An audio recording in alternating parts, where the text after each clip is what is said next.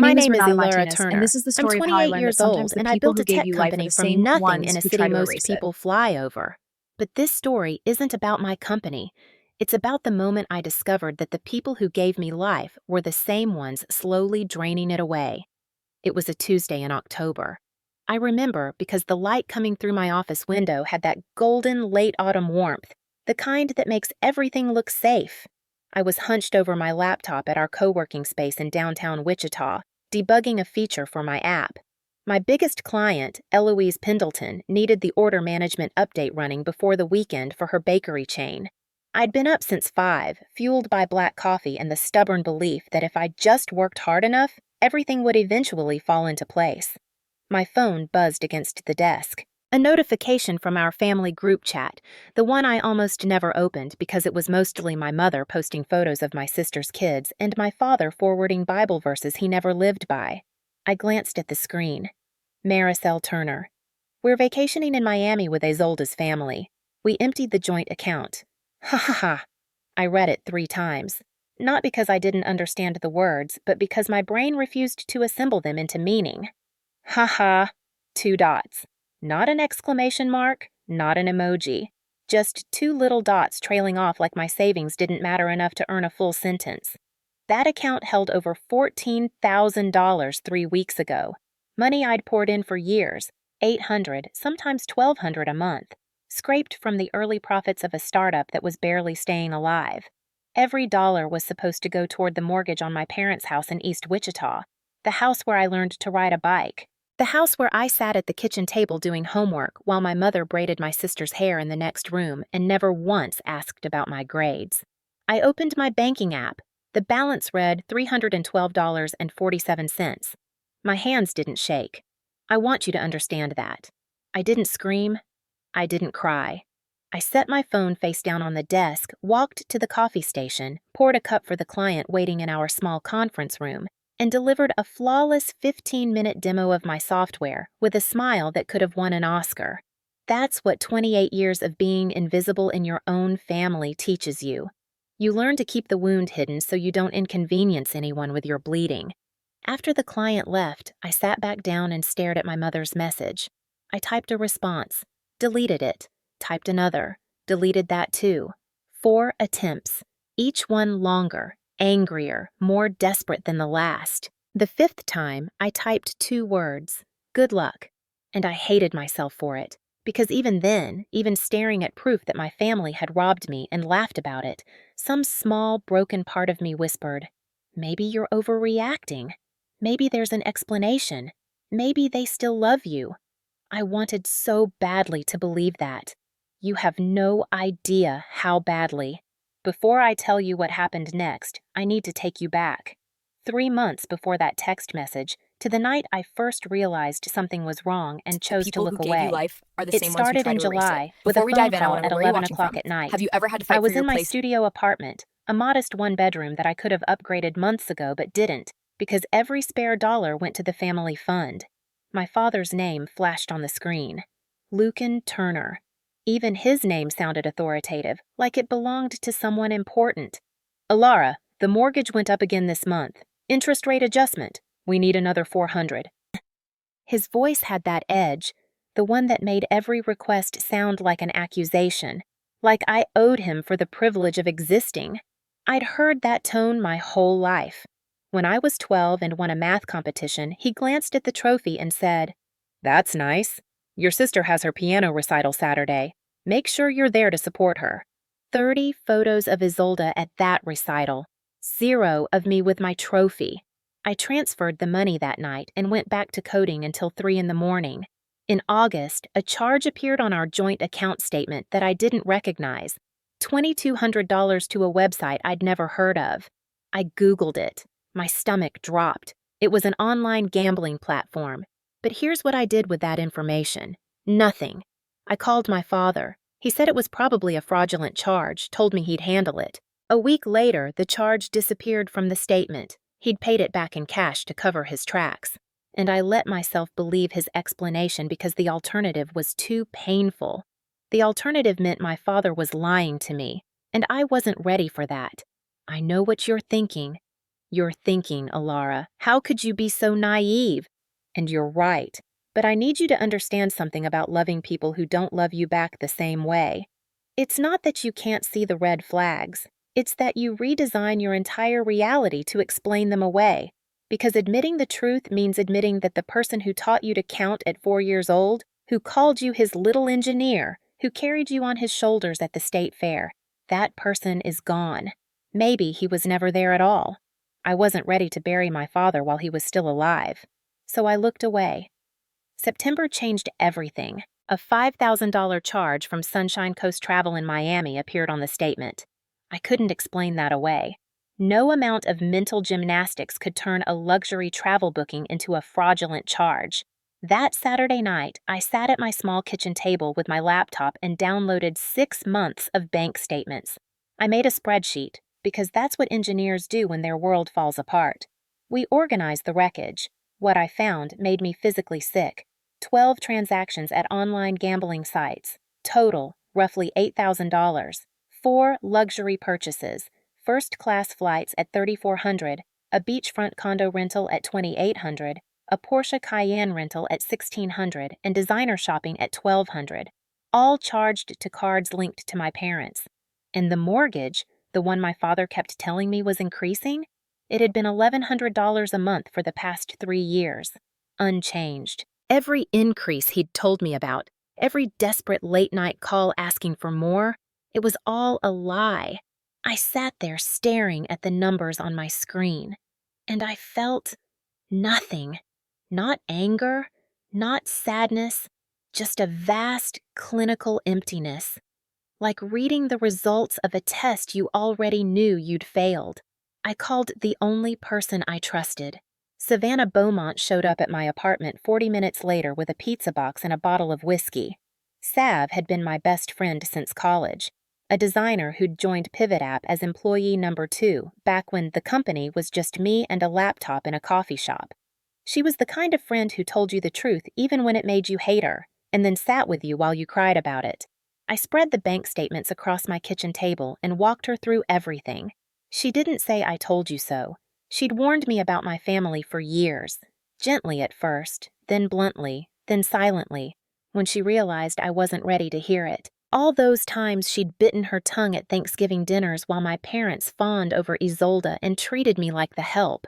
All those nights she'd picked me up after my father's calls left me hollow. She looked at the evidence and asked one question. What do you need from me right now? And don't say nothing. I thought about it for a long time. I need you to stop me from calling them and pretending everything's fine. Because that's exactly what I would have done. That's who I was. Alara Turner, the family ATM, the daughter who swallowed every slight and asked for seconds. The one who funded her parents' lifestyle while living in a studio apartment and eating ramen twice a week so her startup could survive. The good girl, the quiet one, the pushover. Not anymore. The next morning, I switched into what Sav calls my engineer mode. Cold, logical, methodical. No feelings allowed. I screenshotted every suspicious transaction and saved them to an encrypted cloud folder. I exported every bank statement as a PDF. I created a timeline document with dates, amounts, and notes. I saved every text message from my father asking for money, 12 of them in the past year alone, and cross-referenced them against the actual mortgage amount. Then I walked into a different bank across town and opened a new account under my name only. I transferred Pivot App's remaining profits there. But when it came time to close the joint account, to sever that last financial tie to my family, my finger hovered over the button and wouldn't press down. Closing it meant admitting my family was dead. Not in the ground, just dead in every way that mattered. Sav found me sitting in the parking lot of the bank, staring at my phone. "Did you do it?" she asked. "I couldn't." She sat down next to me on the curb, quiet for a moment.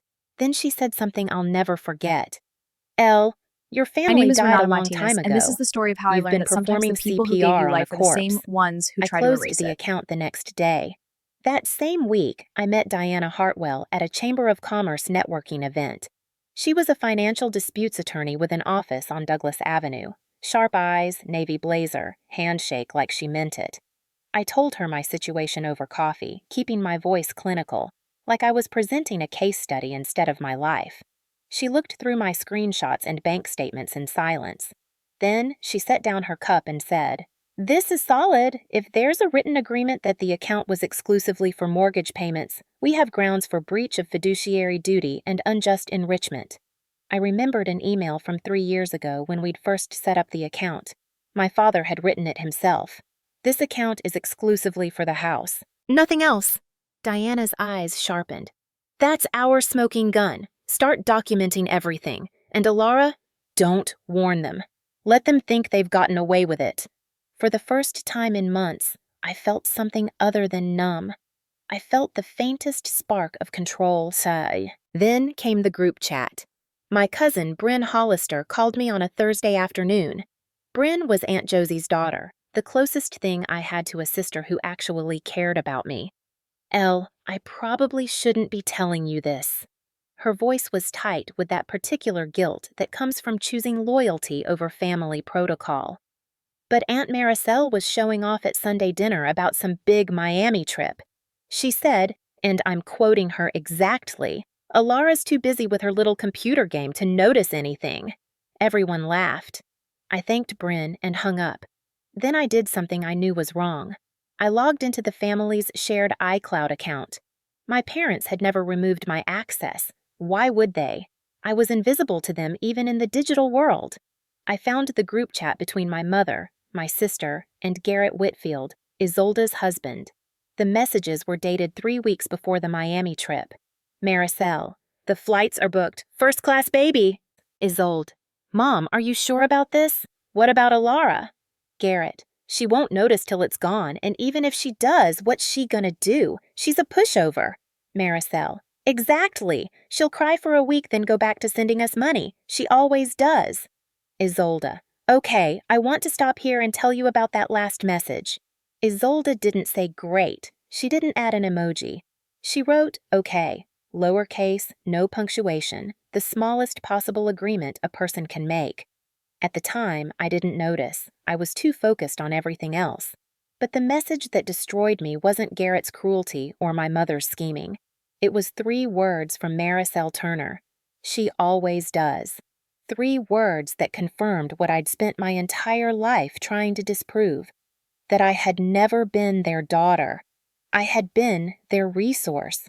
A well they could draw from whenever they were thirsty, and they never once wondered if the well might run dry. I didn't cry at my desk. I made it home first. I walked through my apartment door, set my keys on the counter, walked into the bathroom, closed the door, and sat on the cold tile floor. And then I broke. Not the polite kind of crying you do at movies. The kind that comes from somewhere below your ribs, that sounds like an animal, that makes you wonder if you'll ever be able to stop. I cried for the 12-year-old girl holding a math trophy that no one photographed, for the college student who worked 3 jobs to pay tuition while her parents co-signed Isolde's student loans.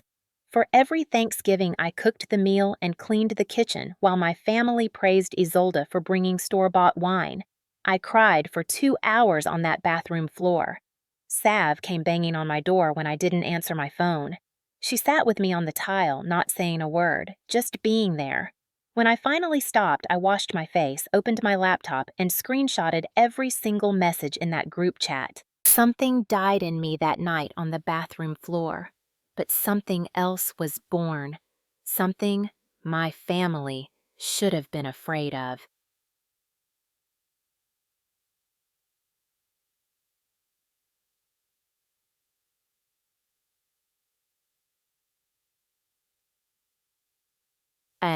But I wasn't done digging. I didn't just want to know about Miami. I wanted to know where my money had really gone. All of it, for all those years. I requested 3 full years of account statements from Mrs. Delphine Avery, the bank manager who'd handled our joint account. She was a careful woman with reading glasses on a chain around her neck, and when she handed me the stack of papers, she looked at me with an expression I couldn't quite read. Worry, maybe.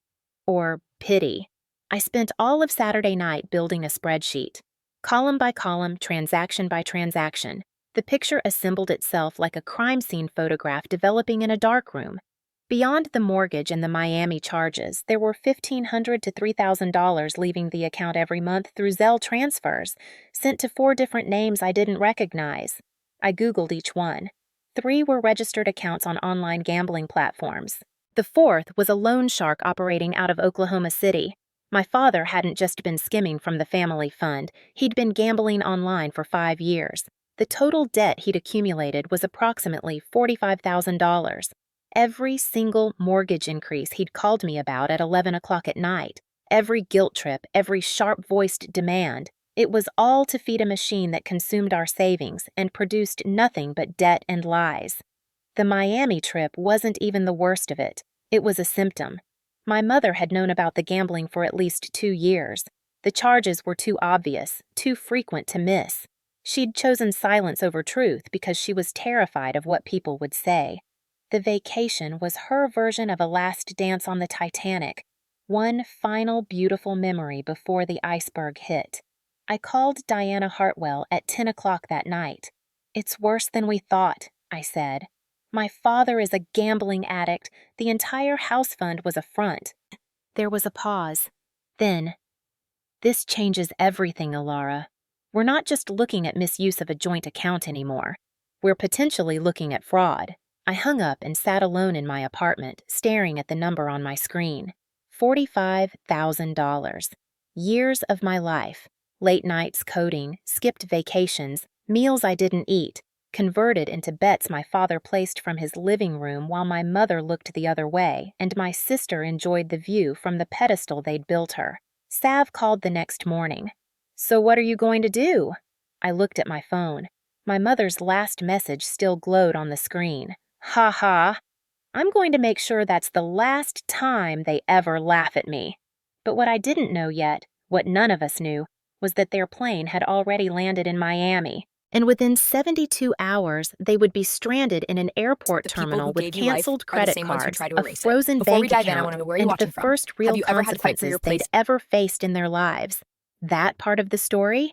It starts with a single phone call I made the morning after that text message, and it set off a chain of events that would tear my family apart in ways I never imagined.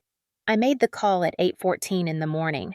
I know the exact time because I watched the clock on my office wall while the phone rang, counting each second like a detonation sequence. "First National Bank, this is Mrs. Avery." "Delphine, it's Alara Turner. I need to report the credit card linked to our joint account as compromised. I'm requesting an immediate cancellation." There was a pause. I could hear her adjusting her glasses, that small clicking sound the chain made against her desk.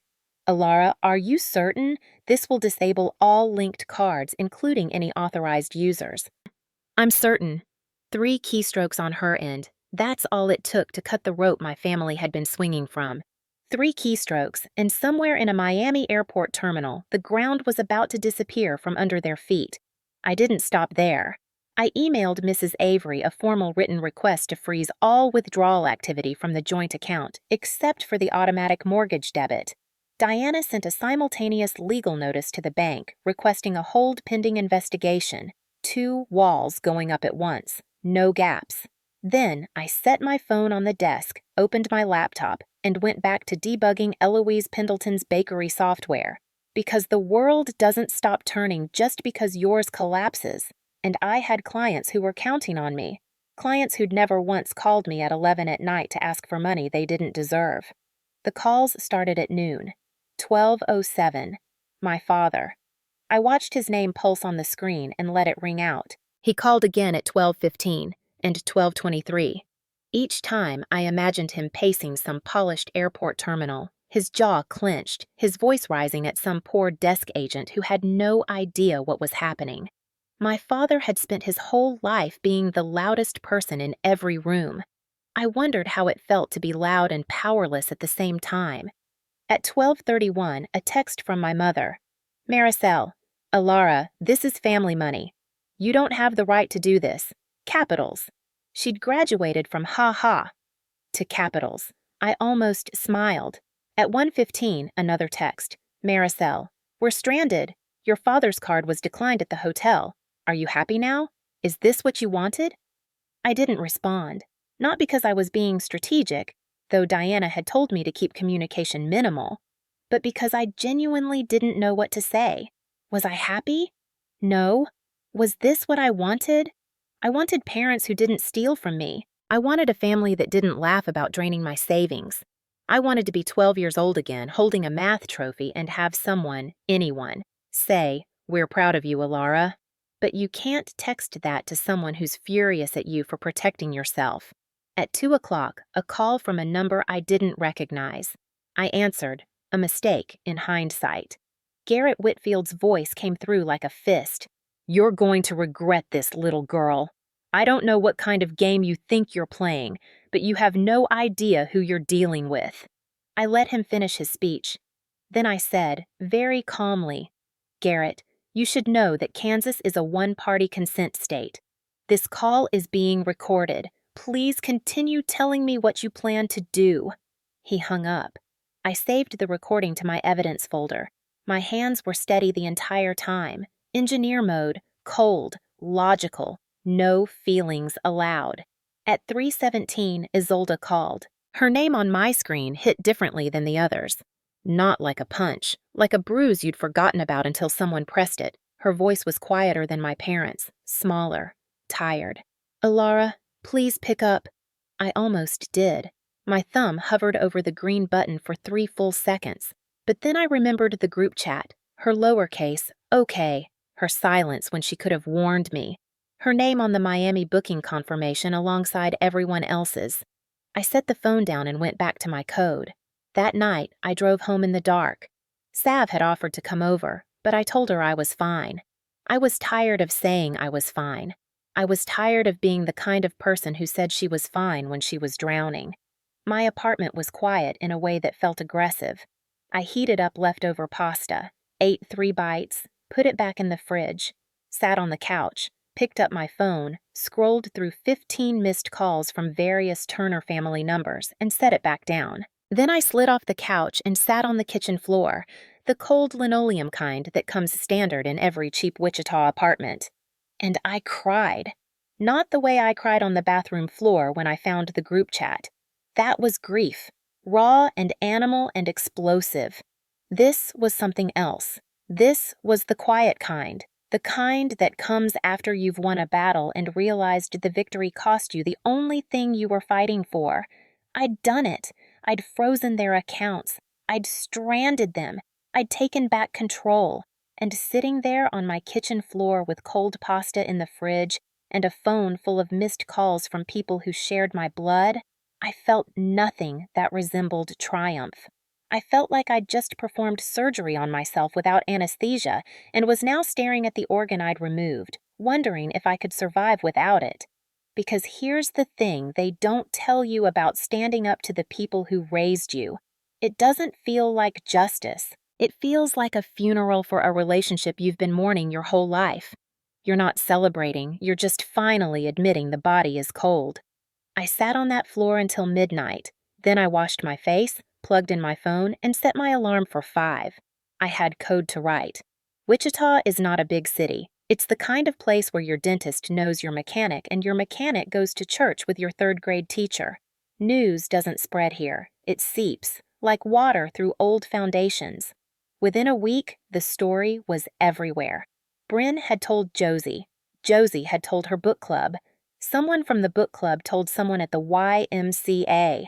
A coworker of mine overheard me on the phone with Diana and mentioned it to a friend who mentioned it at a dinner party who told a neighbor who lived 3 houses down from my parents.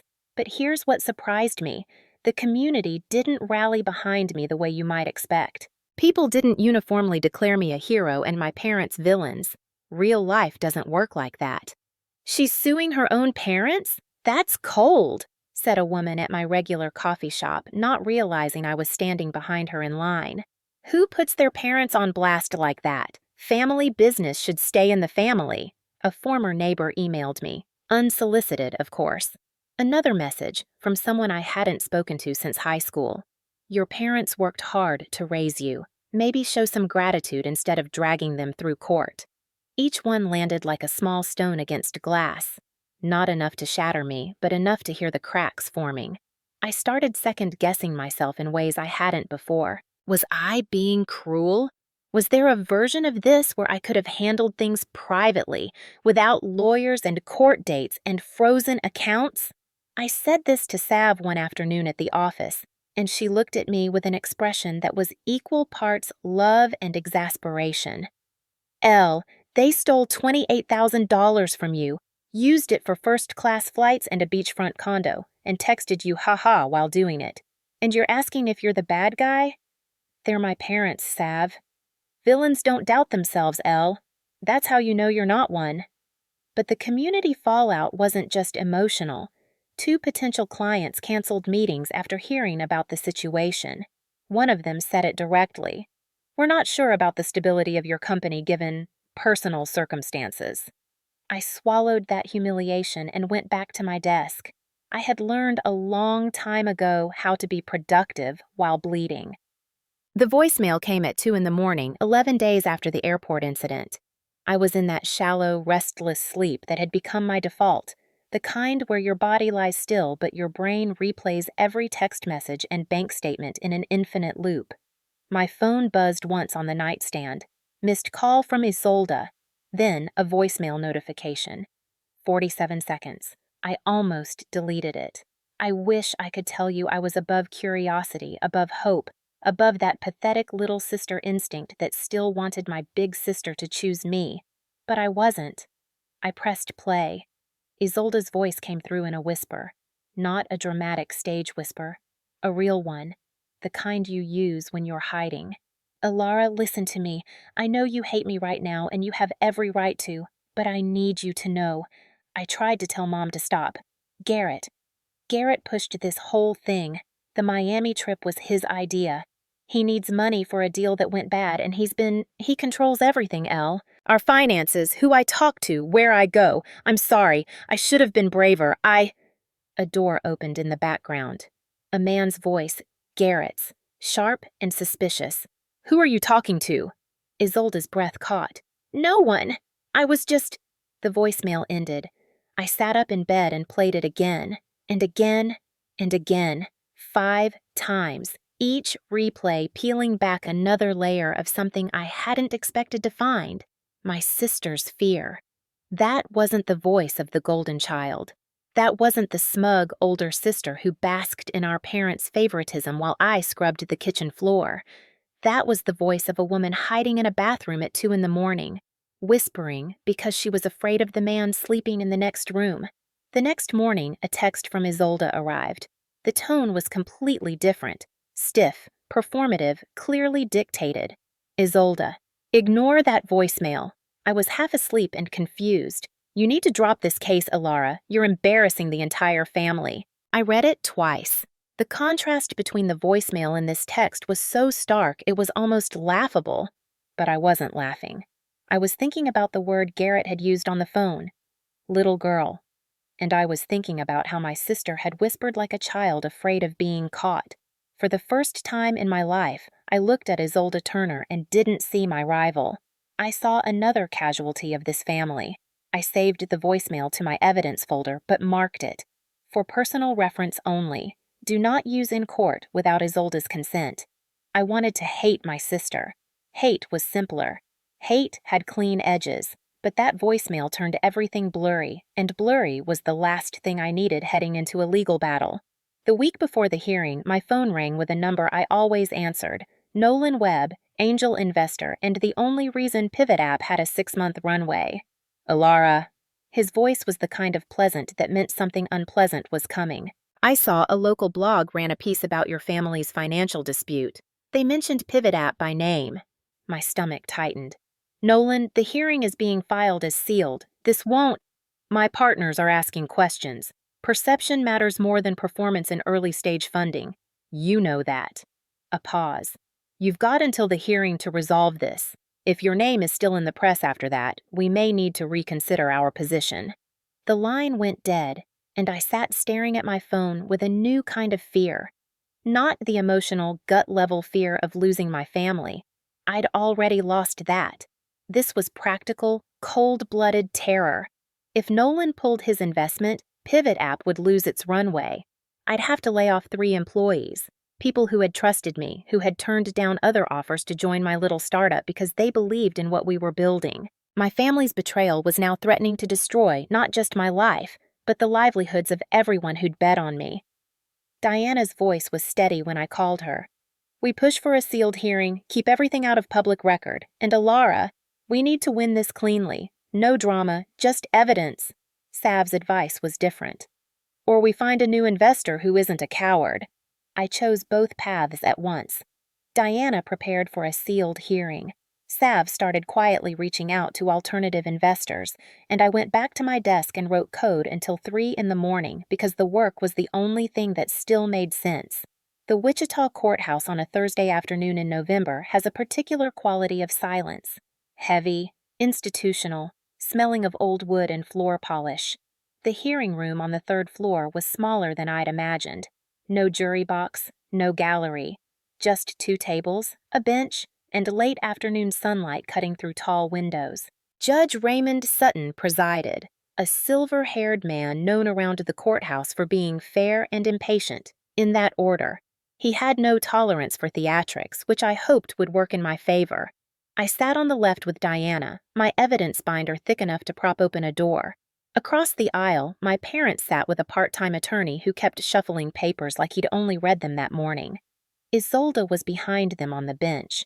Garrett sat next to her, one hand resting on her knee in a gesture that looked possessive rather than comforting. I hadn't seen my parents in person since the text. My father looked smaller than I remembered. My mother wouldn't meet my eyes.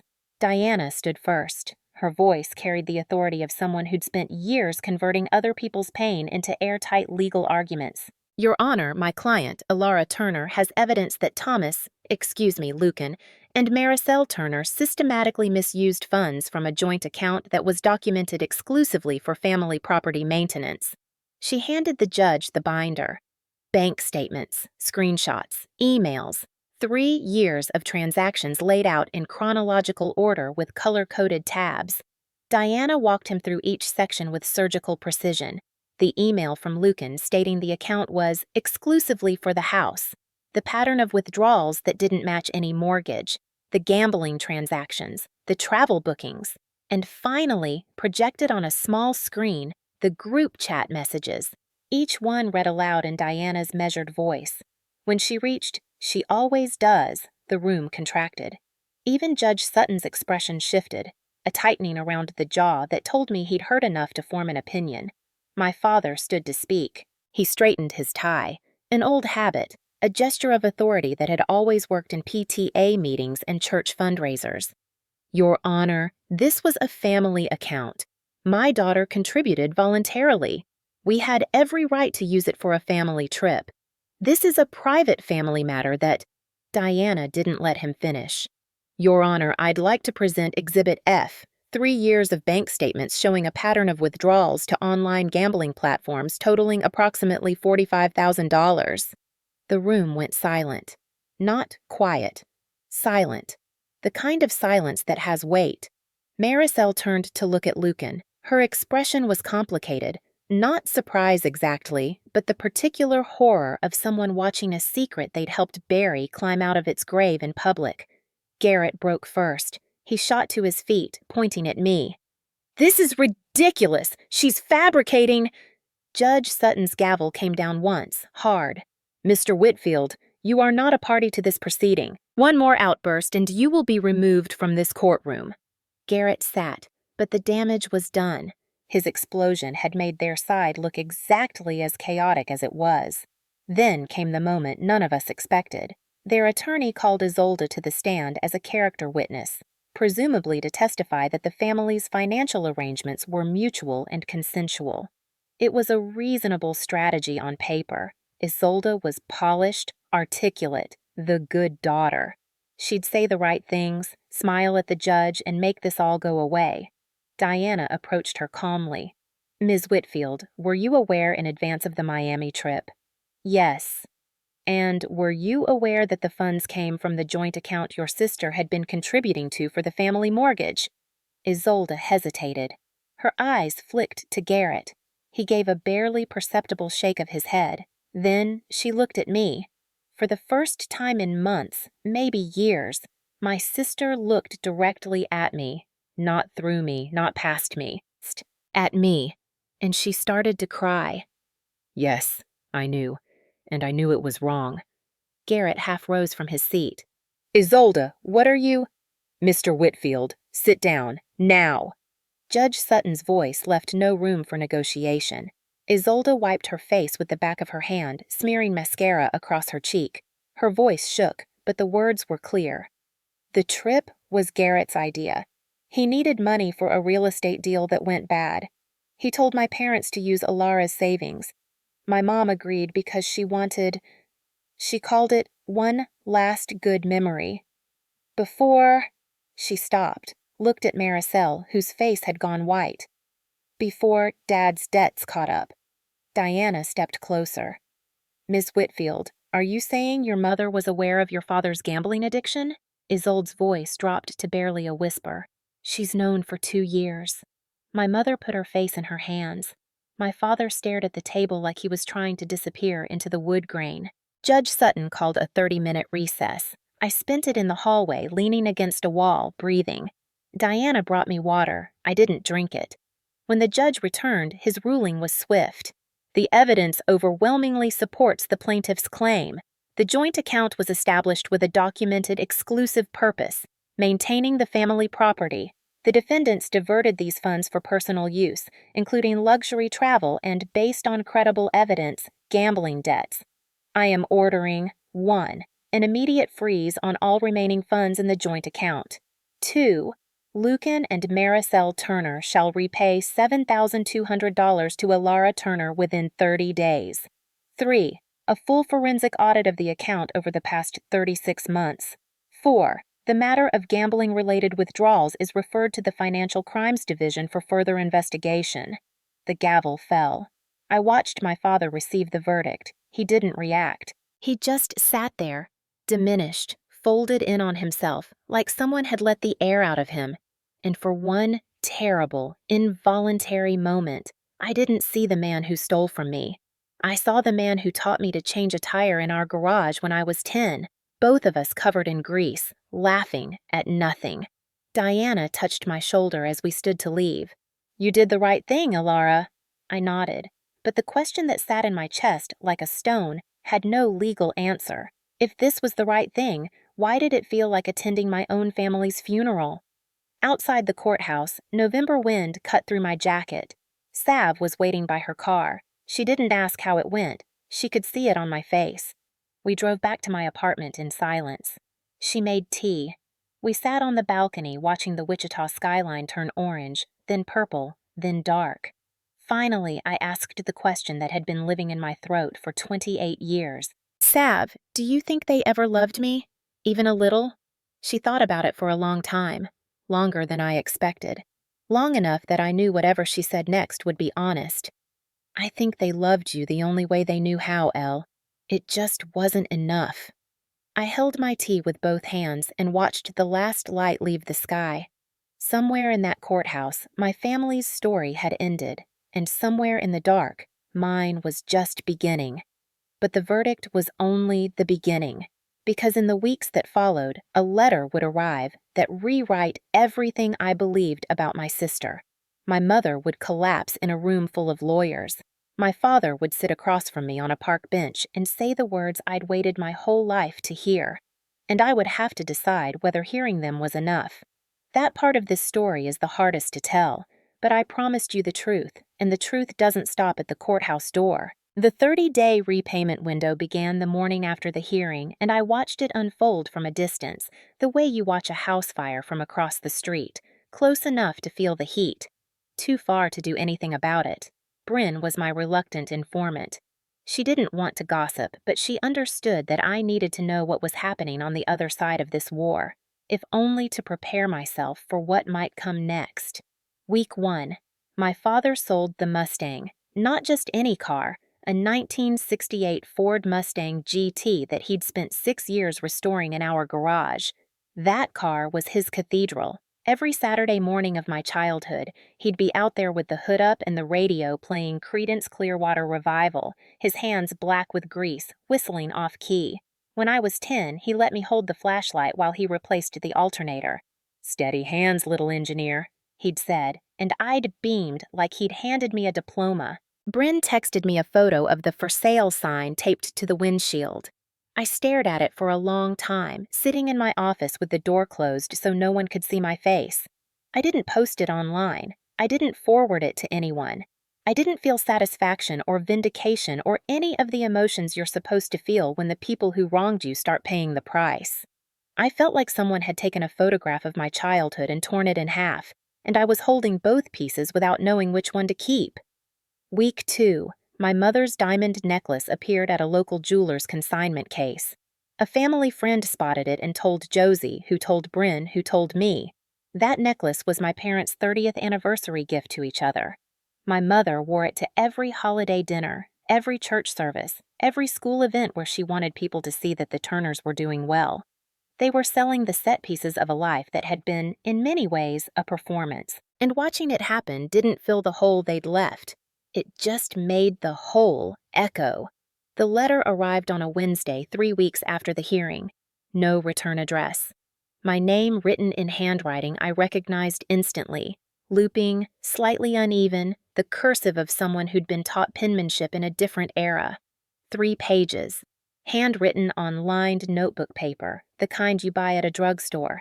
Some of the words were smudged where water, tears, I assumed, had fallen on the ink. I read it standing in my kitchen, still wearing my coat. Isolde didn't open with an apology. She opened with a confession. "You were always the brave one, Elle.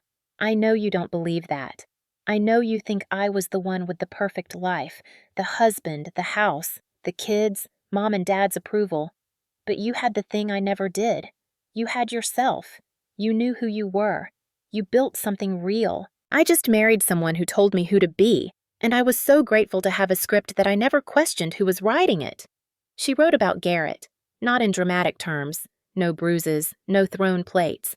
The abuse was quieter than that. Financial control. He managed every dollar, questioned every purchase, gave her an allowance like she was a teenager. Social isolation. He'd find reasons to skip her friends' gatherings, make her feel guilty for wanting a life outside their house. Emotional manipulation. If she disagreed with him, he'd go silent for days. Not angry silence, but the calculated kind. The kind that teaches you that having your own opinion costs more than it's worth. The Miami trip was his idea from the start. He had a commercial real estate deal collapse, lost almost everything. He needed money fast, and he knew Mom and Dad were desperate enough to take it from you. I should have said no. I should have called you. I should have been your sister instead of his wife. But Elle, I was so deep inside his world that I couldn't see the door anymore. The last paragraph was the one that kept me up that night. "I'm not writing this to ask you to forgive me. I know I don't deserve that. Not yet. Maybe not ever. I'm writing because I need you to know the truth, even if the truth doesn't change anything. You deserved a better sister. I'm sorry I wasn't one." I read the letter 3 times, cried on the second read. By the third, I folded it carefully, placed it in my desk drawer, and sat with my hands flat on the surface, breathing. Then I called Diana. "If my sister is in an abusive situation, what can we do?" "That's a different kind of case, but I know people who can help." That evening, I sent Isolde a single text. "I got your letter. I'm not ready to talk yet, but I hear you. And if you ever need to leave, call me." She didn't reply, but she read it. I saw the tiny read notification appear beneath my message, and I imagined her sitting in some room in that house, holding her phone close, making sure Garrett couldn't see the screen. Diana proposed a mediation session before the forensic audit concluded, a chance to settle the remaining issues outside the courtroom. I agreed, not because I wanted to see my parents, but because I wanted this to end. The anger had calcified into exhaustion, and I was tired of carrying it. The mediation took place in Diana's office on Douglas Avenue, a small conference room with an oval table and warm lighting that was probably meant to feel neutral, but instead felt like a stage. My father sat across from me in a jacket I didn't recognize, too large in the shoulders, as if he'd borrowed it from someone bigger.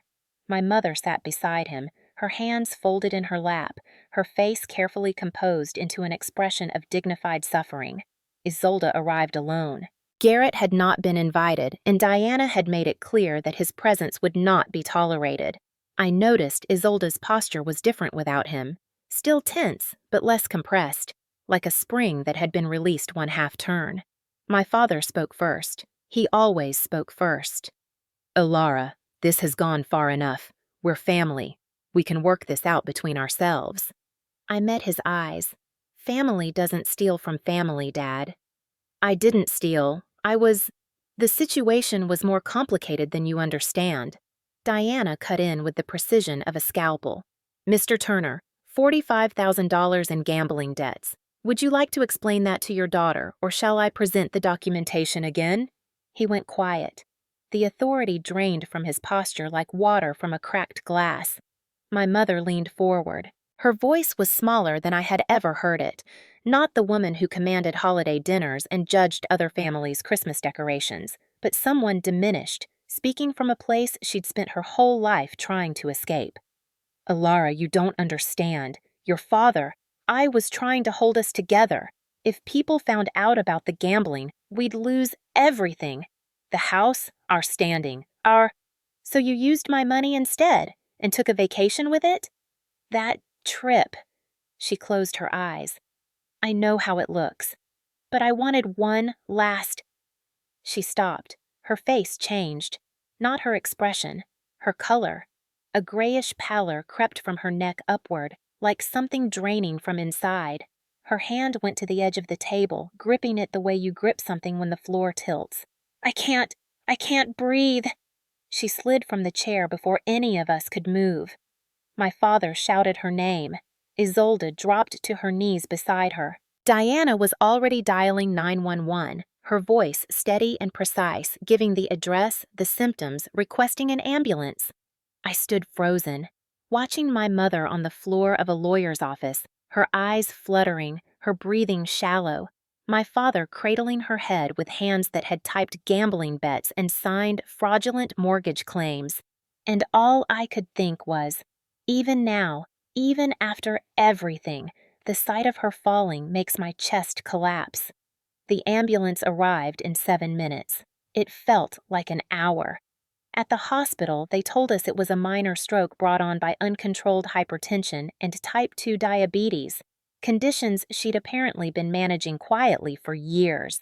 The doctor said she was lucky, no permanent damage, but she needed rest, medication adjustments, and significant lifestyle changes. "She's been carrying more stress than her body can handle," the doctor said, looking at all of us standing in that sterile hallway like strangers who happened to share a last name. My father went to the cafeteria to get water. Isolde sat in the waiting room with her head in her hands, and I walked into my mother's room alone. She looked smaller in the hospital bed. The monitors beeped softly. Her eyes were open, glassy with medication, but focused on my face when I sat down. She reached for my hand. I let her take it. I don't know why. Maybe because hospitals strip away everything except what's essential. And in that moment, the only essential thing was that my mother was alive and I was her daughter. "I knew," she whispered, "about your father, the gambling. 2 years, maybe longer." "I know, Mom." "I was scared, Alara." Her voice cracked on my name. "You don't know what it's like. I grew up with nothing. My mother ate 1 meal a day so my brother and I could have 2. When your father started making money, I swore I'd never go back to that. I'd never let people see us struggle. I'd never..." She coughed. I handed her water. "The Miami trip. In my mind, it was the last beautiful thing before it all fell apart. One last picture to show everyone we were fine. Even though we weren't. Even though we hadn't been fine in years." I sat there holding my mother's hand in a hospital room that smelled of antiseptic and something older. The particular scent of truths finally being told. "I'm not telling you this so you'll forgive me," she said. "I'm telling you because you deserved to hear it a long time ago." I understood her then. Not forgave, understood. Maricel Turner wasn't evil.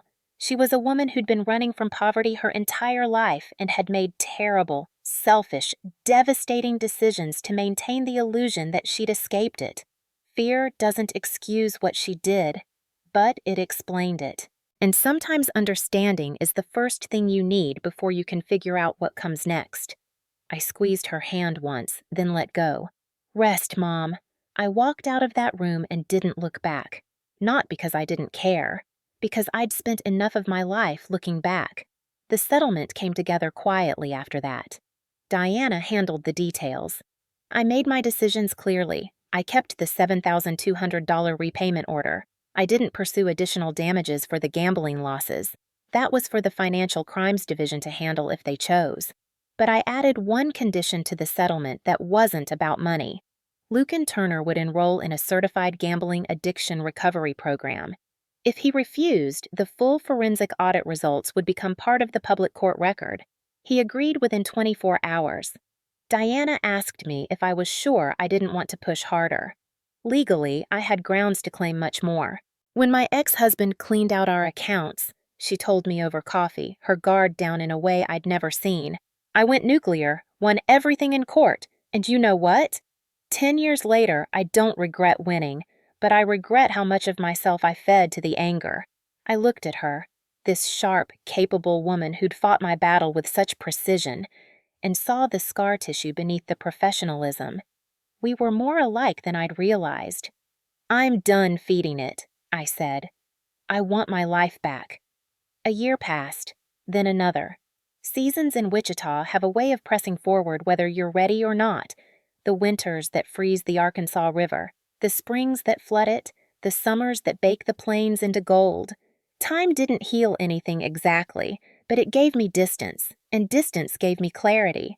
I started therapy. It was the hardest thing I've ever done. Harder than building a company, harder than the courtroom, harder than sitting on my kitchen floor at midnight wondering if my parents ever loved me. My therapist asked a question in our third session that stopped me cold. Do you think you used work as a way to earn the love your family never gave freely? I sat with that question for 3 days before I answered it. Yes. Pivot app doubled its revenue, not from drama or publicity, but from showing up every day and doing the work. Sav became my co-founder and CTO. We opened a second office downtown. Nolan Webb, who had threatened to pull his investment, took me to lunch and said, "I'm glad I stayed." I didn't thank him. He didn't deserve it. Isolde filed for divorce. It took 6 months, and it was ugly in the way that untangling yourself from a controlling person always is. Lawyers and accusations and custody negotiations that left her hollowed out. Diana connected her with a family law attorney. I didn't intervene directly, but I made sure she knew the door was open. She moved back to Wichita with her 2 kids, rented a small apartment, started training to become a nurse, following our mother's career path, but this time for herself. We met once for coffee. It was awkward and stilted and full of long pauses. 2 women who shared a childhood but experienced completely different versions of it, trying to find common ground in the rubble. "I'm sorry I said okay in that group chat," she said, staring into her cup. "I should have said no." "Yes, you should have." Silence. "But I'm glad you got out," I said, and I meant it. Through Josie, I learned that my father had been attending Gamblers Anonymous for 14 months. He was clean. He worked part-time at a hardware store. He and my mother had moved into a smaller apartment after selling the house I'd spent years helping them keep. The irony wasn't lost on me. Josie told me he mentioned me at every meeting. He kept a newspaper clipping about Pivot App's expansion taped to his refrigerator. He never called me. He never texted. He was, for perhaps the first time in his life, respecting a boundary I'd set. My mother wrote letters she never sent. Josie found this out accidentally. She'd seen a stack of them in a kitchen drawer during a visit. One for every week since the hospital. I didn't ask what they said. I wasn't ready to know. The park bench sat along the Arkansas River, just south of downtown, in a spot where the cottonwood trees turn gold in October and the water catches the late afternoon light like something from a painting. Josie had arranged the meeting. I'd said no 4 times before I said yes. He was already sitting there when I arrived, smaller than I remembered. His jacket hung loose. His hair, once dark and thick, had gone almost entirely gray. He held a paper cup of coffee with both hands, watching the river like it owed him something. I sat down. Not close. Not far. the distance of two strangers sharing a bench. For a long time, neither of us spoke. The river moved. The leaves rustled. Somewhere behind us, a child laughed in the playground. "I didn't come here to make excuses," he said finally. "Good, because I don't have the energy for them." More silence, the kind that fills with everything you've never said. "You probably want to know when it started. The gambling." He took a breath. "It was after the construction company let me go. 5 years ago. I felt useless. Your mother was supporting us on her pension, and I couldn't even look at her. So I found something that made me feel like I was still doing something, winning something." He looked at his hands. "Turns out I was losing everything." "You weren't just losing, Dad. You were stealing. From me." He closed his eyes. "I know." "Do you know what hurt most?" My voice was steady. I'd practiced this without meaning to. Every late-night conversation in my head, every imagined confrontation in the shower, every silent rehearsal during therapy sessions. It wasn't the money. It was the text. Ha ha. 2 dots. Like my entire life's savings was a punchline. "Your mother sent that. I didn't know until—" He stopped. Swallowed. "I didn't stop her. That's worse. I know that's worse." The river kept moving. It didn't care about us. "I used to imagine you at my app launch," I said. I hadn't planned to say this. It came from somewhere deeper than planning. From the 12-year-old girl with the math trophy. From the college student working 3 jobs. From the woman on the kitchen floor. I used to think, when I make it, Dad will finally see me, finally say he's proud, finally notice I exist. I turned to face him. "But you know what I learned? I don't need you to see me anymore. I see myself," he cried. Not the way men in movies cry, with dignity and a single photogenic tear. He cried the way people cry when they've run out of defenses. Silent, wet, graceless. "I'm proud of you, Alara," he said, his voice ruined. "I know I have no right to say that, but I am." I looked at my father, at the broken man on the park bench who had once carried me on his shoulders and called me his little engineer, at the liar who had gambled away my trust and texted "ha ha" while I rebuilt my life from the wreckage of his choices. "Thank you," I said, "but I need you to know, I'm not here to forgive you. I don't know if I'll ever forgive you. I'm here because I needed to sit across from you and know that I'm okay without your approval." I stood up. "Will I ever hear from you again?" he asked. His voice was small. The voice of a man who already knew the answer but couldn't stop himself from asking. I paused. The wind came off the river and scattered the cottonwood leaves across the path like confetti for a celebration no one was having. "I don't know, Dad. I honestly don't know." I walked away. I didn't look back. Not because I didn't love him. I think some part of me will always love the man who taught me to hold a flashlight steady in a dark garage. But looking back had cost me 28 years, and I was done paying for things I didn't owe. 2 years after the hearing, I stood on a stage at the Wichita Convention Center in front of 200 people, investors, clients, journalists, and one best friend in the front row who'd brought me pizza on the worst night of my life and never once said "I told you so." Sav squeezed my hand before I walked to the microphone. 2 years ago, I lost my family, I said. The room was quiet. Not to death, to choices, theirs and mine. But I gained something I'd never had before, myself.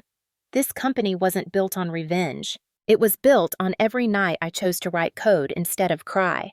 Every morning I chose to show up when giving up would have been easier. Pivot App exists because I learned that the people who are supposed to catch you when you fall are sometimes the ones who push you. And when that happens, you have 2 choices. You stay on the ground or you build your own floor. The applause was warm and sustained, and I let it wash over me without needing it the way I once would have.